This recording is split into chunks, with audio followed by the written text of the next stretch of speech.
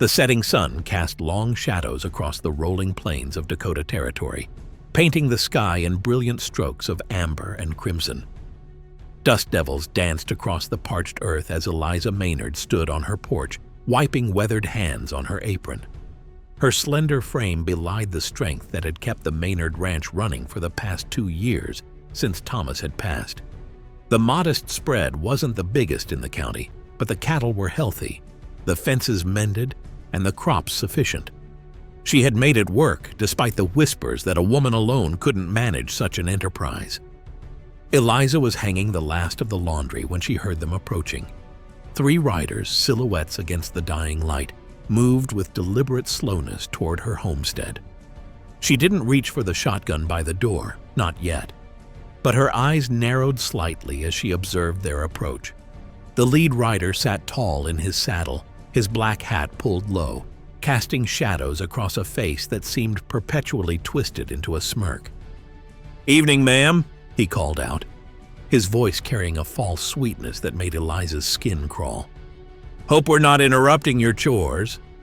"Can I help you, gentlemen?" she asked, her tone polite but measured as the 3 men dismounted.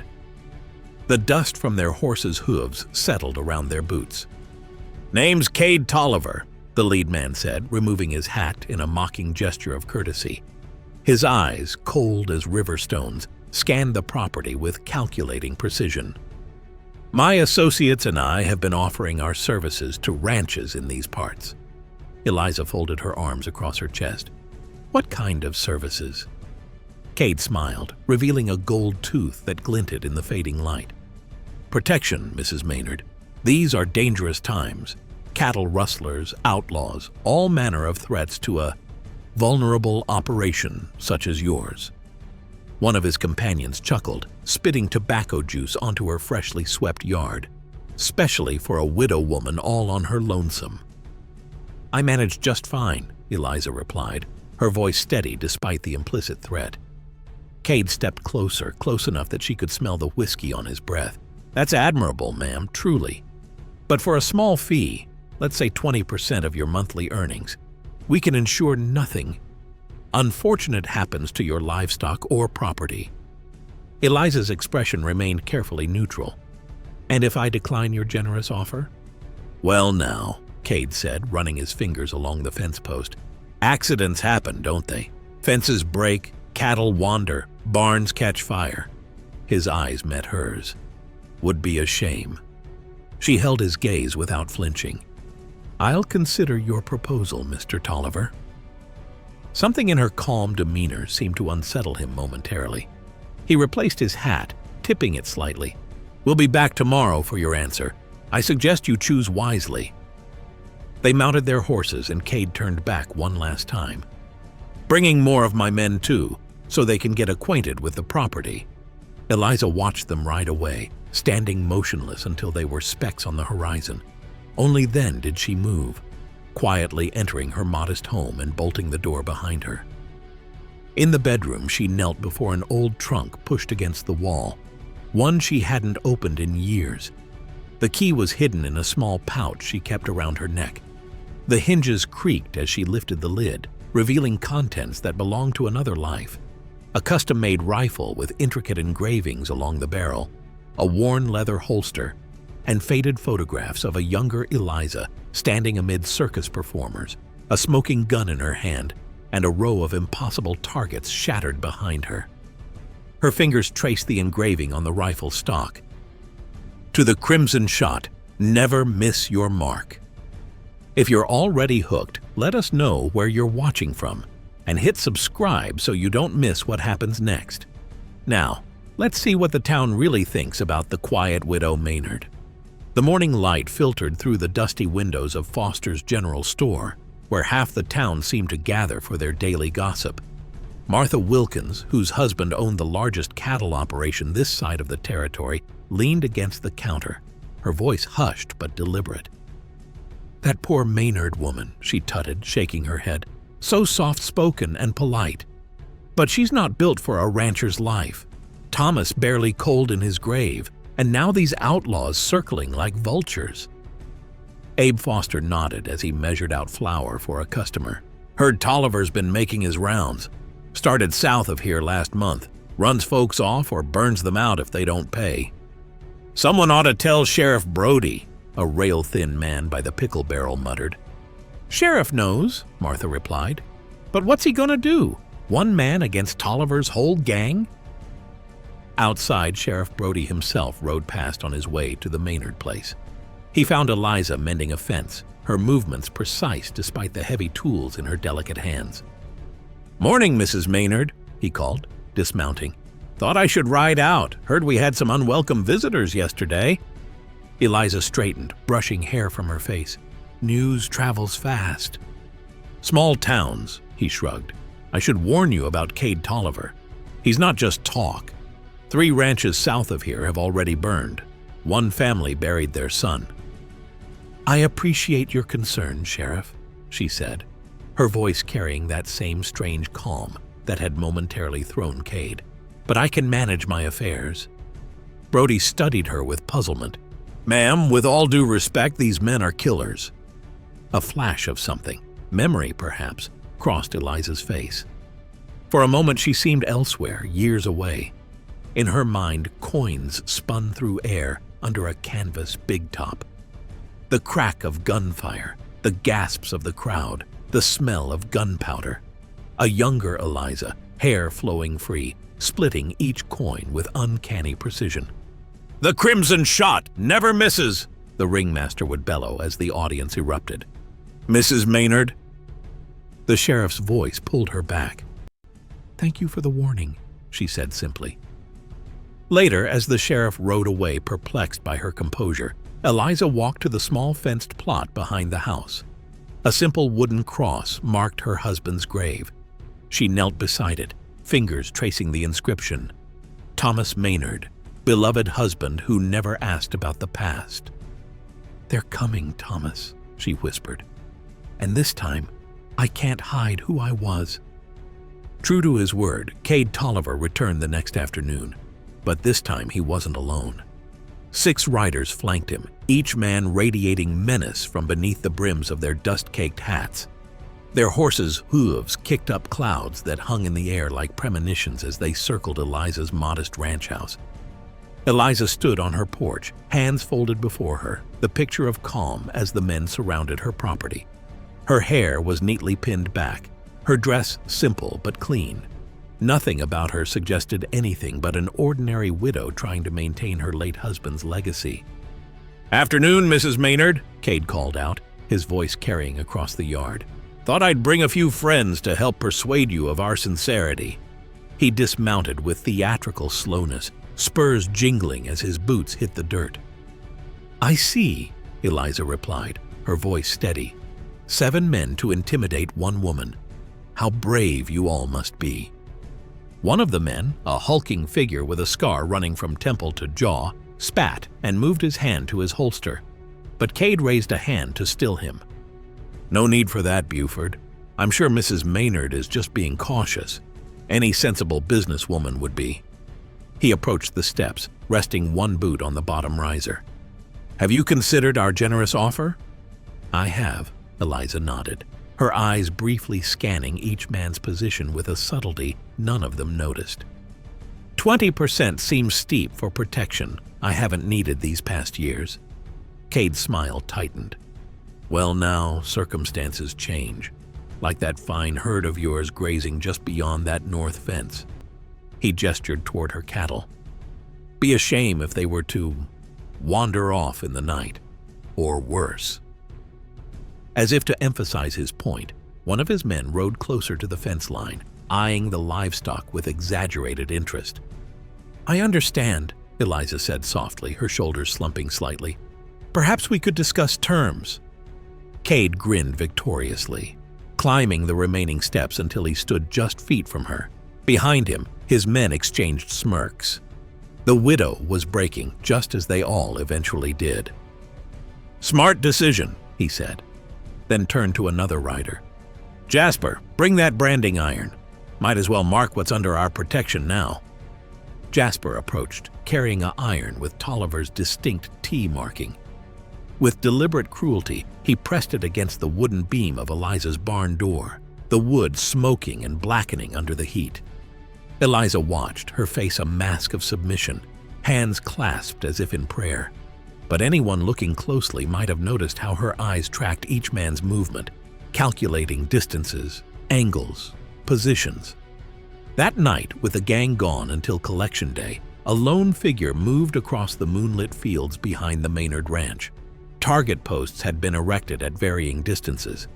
One by one, shots rang out, not loud enough to carry to town, but precise enough that each target splintered exactly at its center.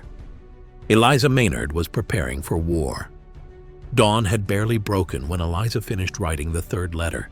Each bore the same message, brief but laden with meaning. The crimson shot needs her troop. 3 days. She sealed them with wax pressed by a small insignia.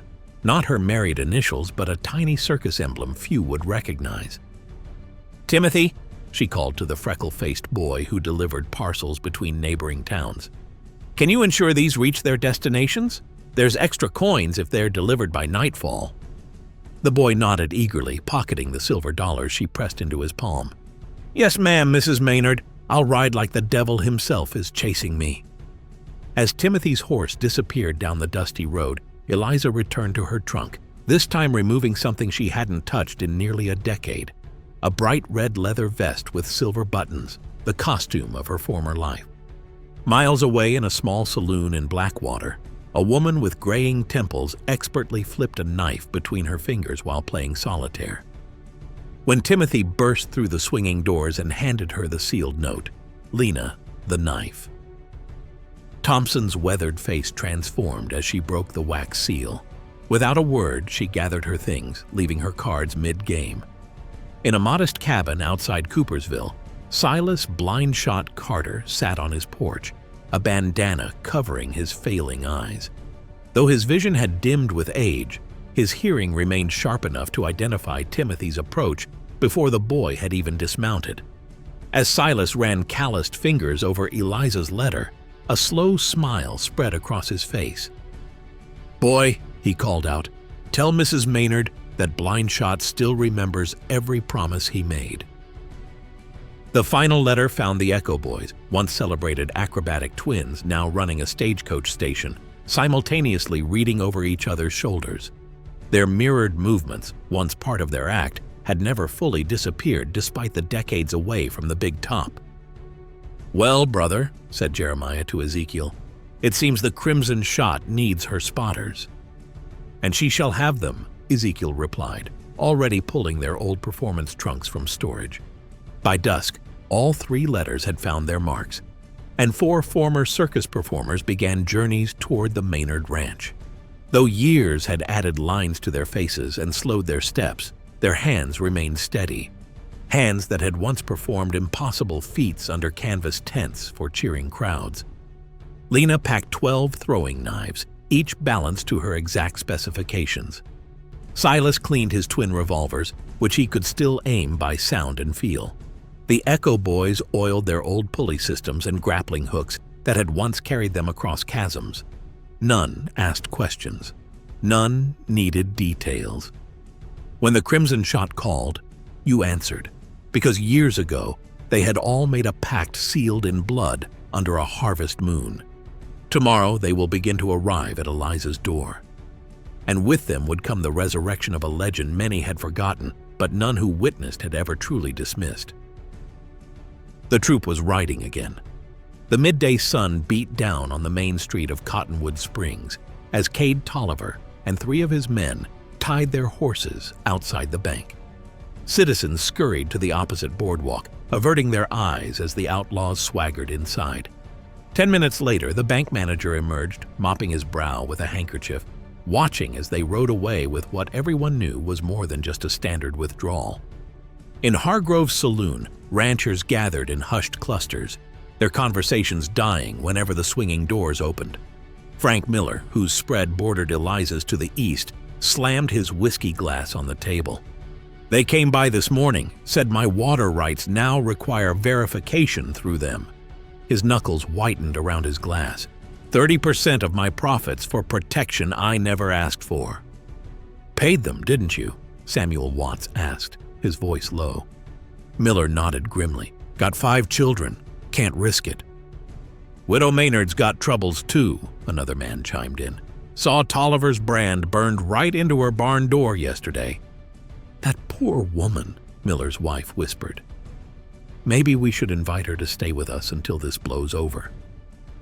Sheriff Brody entered the saloon, removing his hat as conversations hushed. His face was drawn, his usual confident stride diminished. He ordered whiskey, drinking it quickly before addressing the gathered townsfolk.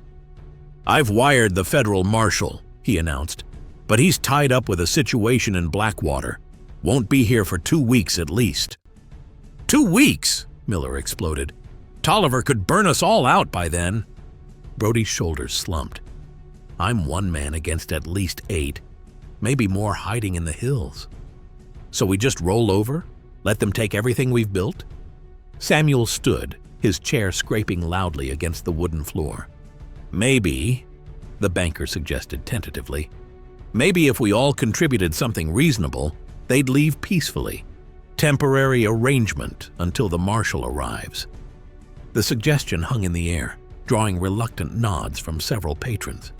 Even Sheriff Brody seemed to consider it. The saloon doors swung open again, and the room fell silent. Eliza Maynard stepped inside, dressed in her simple blue dress, her presence immediately commanding attention, simply because she so rarely appeared in town. She approached the bar with measured steps.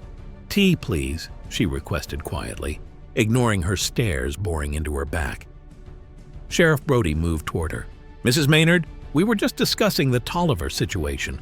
Some folks think—" "I know what they think," she interrupted softly. "But buying peace from men like that only works until they want more." She finished her tea in silence, placed a coin on the counter, and turned to leave.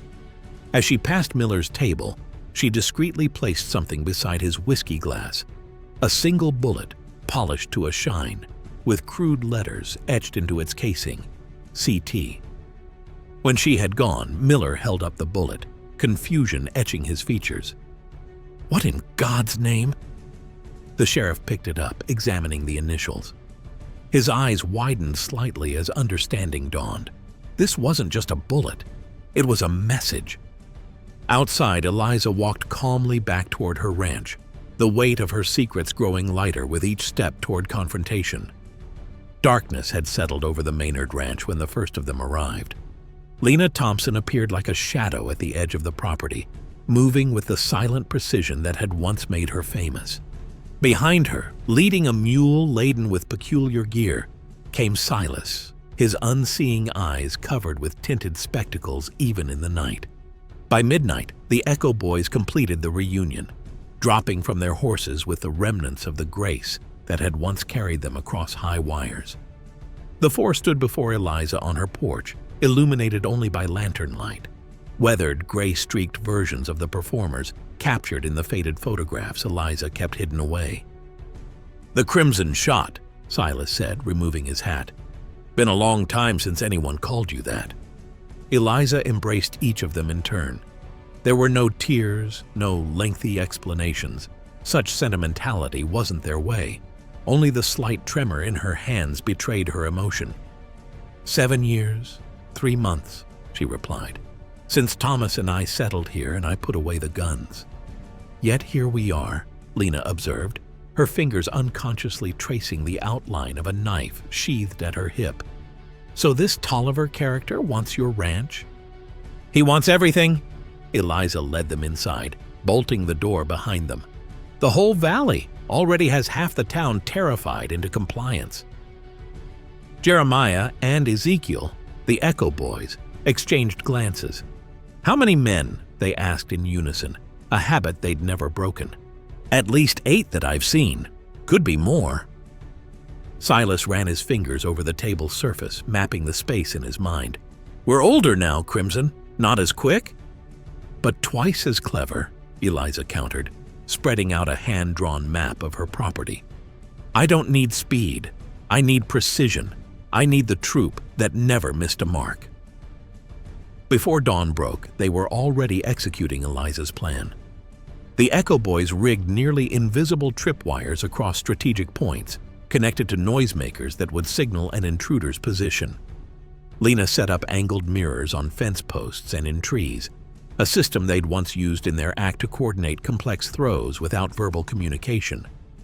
Silas walked the perimeter, his boot heels measuring exact distances between landmarks, committing each to memory. Though blind, he had perfected the art of shooting by sound during his later circus days, a skill that had amazed audiences but would now serve a deadlier purpose. At the creek bed running along the property's eastern edge, Eliza demonstrated her own preparations. 6 targets had been positioned at varying distances, partially concealed by brush and rock formations.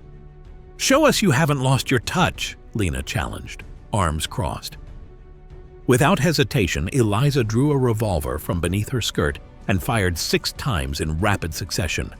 When they investigated, each target bore a hole precisely through its center. "The Crimson Shot," Silas whispered, named for the flash of her vest and the blood of her targets. Eliza holstered the gun. "I never killed anyone in the circus, Silas." "And now?" Jeremiah asked quietly. Eliza's eyes hardened as she gazed toward the distant town where Tolliver and his men were undoubtedly planning their next move. "Now we give them one chance to leave. After that—" She let the sentence hang unfinished in the dawn air. The legendary troupe had reunited, and their final performance was about to begin. Word spread quickly through Cottonwood Springs.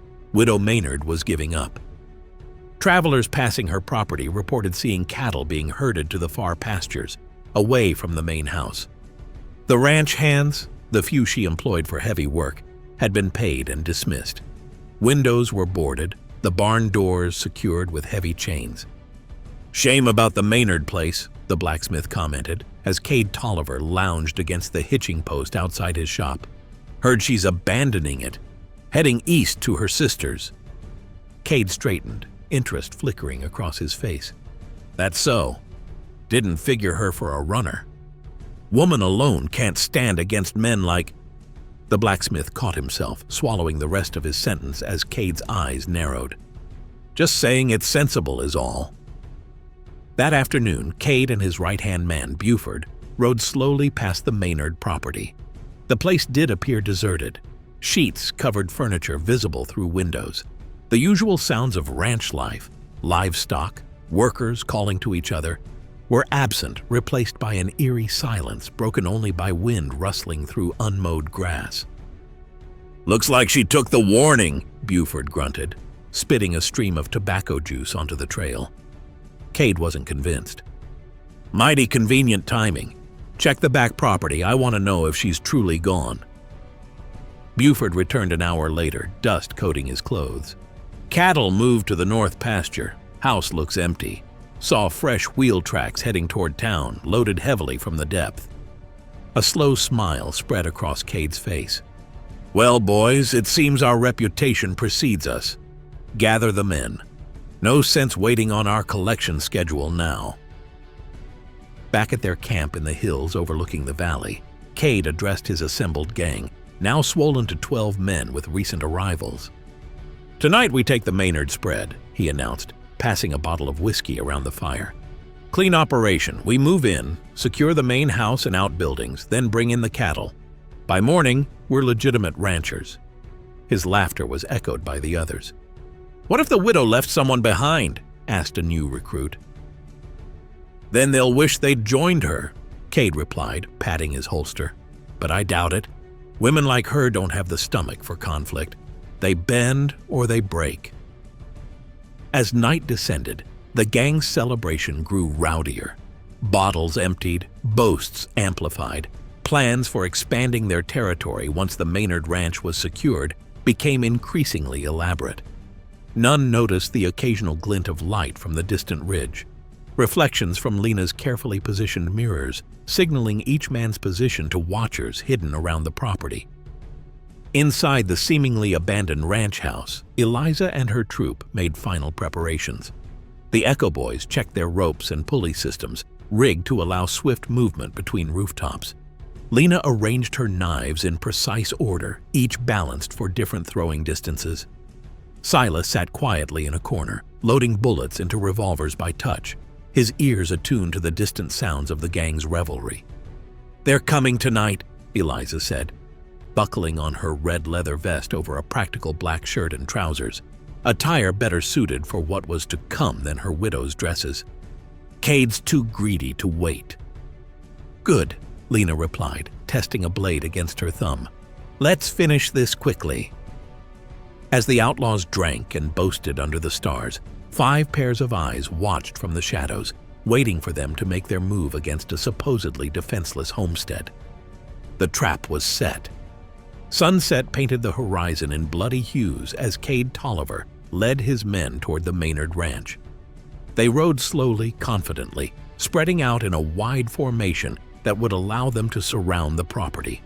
Lanterns swung from their saddles, casting long shadows across the darkening plains. Cade raised his hand, signaling the men to halt just beyond rifle range of the main house. "Remember," he called out, his voice carrying in the still evening air, "we want the place intact. No unnecessary damage." In the shadows beside her barn, Eliza watched their approach through brass field glasses. 12 men, she whispered to Lena, who crouched beside her. "More than we counted before." "Makes no difference," Lena replied, sliding a knife from her sleeve and testing its weight. Numbers never mattered in the ring, only precision. From his position in the hayloft, Silas listened to the rhythm of approaching hoofbeats, mentally cataloging each rider's position by sound alone. The Echo Boys were already in motion, moving silently across the roof of the main house, nearly invisible against the darkening sky. Eliza nodded once, then stepped out onto her porch, alone and seemingly vulnerable. She had changed back into a simple dress, her hair pulled back in a modest bun. From a distance, she appeared exactly as they expected, a frightened widow making one last stand before surrendering. "Evening, Mrs. Maynard," Cade called out, riding forward while his men remained at a distance. "Heard you were packing up. That true?" "What choice have you left me, Mr. Tolliver?" Her voice carried a convincing tremor. Cade smiled, confident in his victory. "None at all, ma'am, but you could have saved yourself some trouble and accepted our protection from the start." He gestured, and his men began to move forward, encircling the house and outbuildings. Their loose formation was exactly what Eliza had anticipated. Isolated targets, spread too thin to support each other. "Now," she whispered, though no one was close enough to hear. 300 yards away, hidden in the branches of a gnarled oak tree, Silas Carter tilted his head, listening for the signal he couldn't see. The slight change in the wind chime Eliza had positioned precisely for this purpose. When it sounded, he fired.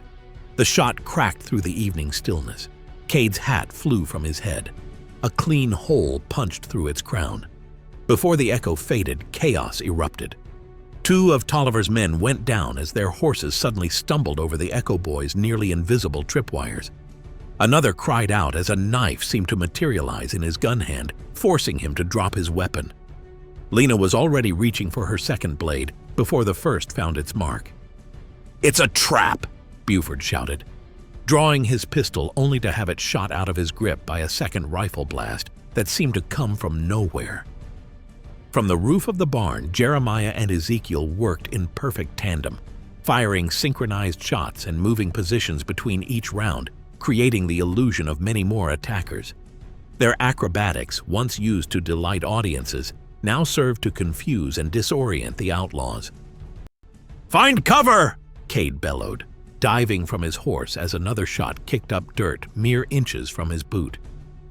On the porch, Eliza calmly reached beneath her skirt and withdrew twin revolvers.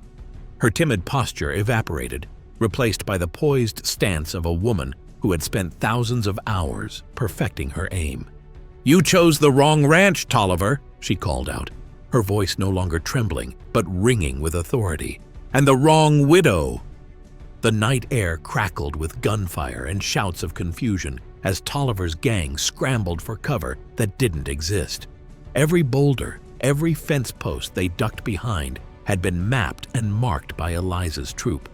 Silas, guided only by sound and memory, continued firing with uncanny accuracy, forcing the outlaws to constantly relocate. "Who the hell are these people?" one of Cade's men cried out, clutching a bleeding arm where Lena's knife had found its mark. 3 outlaws made a desperate dash for their horses, only to find the Echo Boys had already cut the saddle cinches. As they grabbed the reins, the saddles slipped sideways, dumping them unceremoniously in the dirt. Before they could recover, they found themselves encircled by tripwires pulled taut, forming a makeshift cage. Buford, cornered behind a water trough, fired blindly toward the barn, wasting bullets on shadows and echoes. A knife whistled through the air, slicing through his gun belt and sending his holster tumbling to the ground. He reached for his backup weapon only to feel cold steel at his throat. "I wouldn't," Lena warned, her voice low and deadly. "My circus days may be behind me, but I can still cut a playing card in half from 20 paces." Near the house, Cade Tolliver realized the tide had turned catastrophically against them.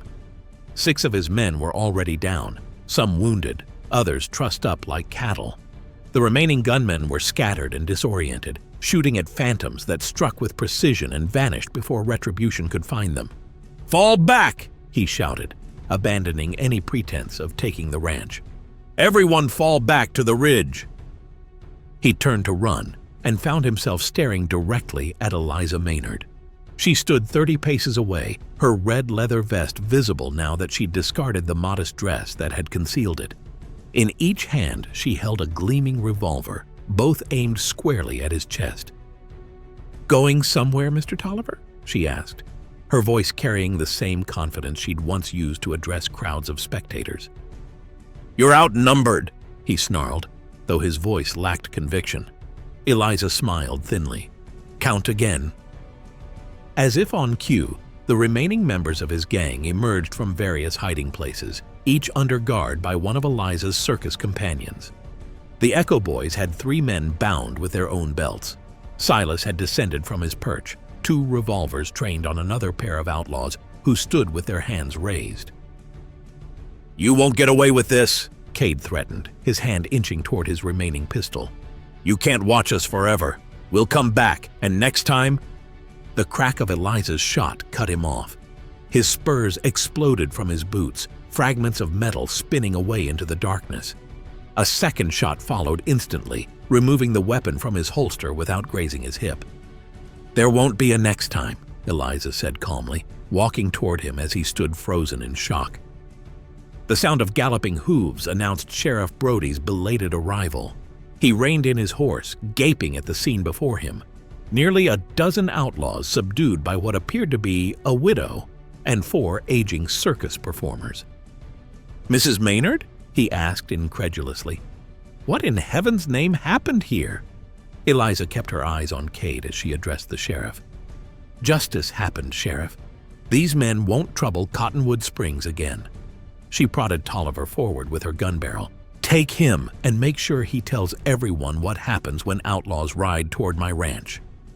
The sheriff, still stunned, began handcuffing the captured men. Cade Tolliver, once so arrogant, could only stare at Eliza with a mixture of fear and disbelief. "You're her, aren't you?" he finally whispered. "The Crimson Shot. Thought you were just a legend." "Legends don't die, Mr. Tolliver," Eliza replied softly. "They just retire until someone forces them to remember who they are." Tales spread like wildfire across the territory. Each retelling of the night at the Maynard Ranch grew more elaborate than the last. In saloons from Cottonwood Springs to Blackwater, men spoke in hushed tones about the widow who waited, a sharpshooting legend who had lured a dozen outlaws into a trap with nothing but 4 aging circus performers at her side. "Heard she shot the buttons clean off Tolliver's shirt without breaking a sweat," one cowhand insisted over whiskey. "My cousin says she could hit a playing card edge on at 100 yards, another added. "Used to tour with Buffalo Bill himself before she married and disappeared." At the Maynard Ranch, life had settled into a new rhythm. Eliza's former troop members lingered, helping repair the minor damage from the shootout. The property felt alive again, filled with the easy banter of old friends who had shared a remarkable history. Lena found Eliza on the porch one evening, sipping tea as the sun set. "Got another one," she said, handing over a telegram. "Barnum's offering $500 for a single exhibition. Says people are clamoring to see the Crimson Shot ride again." Eliza smiled, setting the telegram aside with several others. "Tell him what you told the others." "That the Crimson Shot performs for no audience now?" Lena raised an eyebrow. "They'll keep asking, you know." "Let them ask," Eliza replied softly. "That part of my life is finished." Sheriff Brody's horse appeared on the horizon, and Lena tactfully excused herself as he approached. The sheriff had visited daily since the confrontation, ostensibly to update Eliza on the legal proceedings against Tolliver's gang. "Judge sentenced them this morning," he announced, removing his hat as he took the porch step. "Tolliver got 20 years, the others between 5 and 15, depending on their prior misdeeds." "Good," Eliza nodded. An awkward silence fell between them before Brody cleared his throat. "There's a social at the church next Saturday," he said, studying the brim of his hat with unusual intensity. "Thought you might consider attending as my guest." A ghost of a smile touched Eliza's lips. "I might consider it, Sheriff." Over the next week, Eliza's companions departed one by one, each with promises to return if ever needed. The Echo Boys left for a legitimate position with a stagecoach company. Silas returned to his cabin with a new hunting rifle, Eliza's parting gift. Lena was the last to go, embracing her friend tightly before mounting her horse. "You know where to find us," she said simply. Eliza nodded. "I do." Autumn painted the Dakota plains in amber and gold as Eliza sat on her porch, watching the sun melt into the horizon. Steam rose from her teacup, curling into the crisp evening air. Beside her chair, leaning against the porch post, stood her custom rifle, not hidden away anymore, but a visible reminder of both her past and her willingness to defend her future. 6 months had passed since the night Tolliver's gang had been defeated. The ranch thrived, cattle grew fat on summer grass, and the town of Cottonwood Springs had found new prosperity without the shadow of extortion hanging over it. Hoofbeats on the path drew her attention.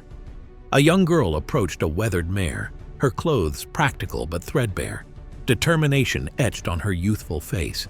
She couldn't have been more than 16. "Mrs. Maynard," the girl called, reining to a stop. "That's me. Name's Charlotte Hayes. Heard you might need help around the ranch." She straightened in her saddle. "I can ride better than most men, and I'm a quick learner." Eliza studied her thoughtfully, recognizing the same fierce independence she once possessed. "What else have you heard about me?"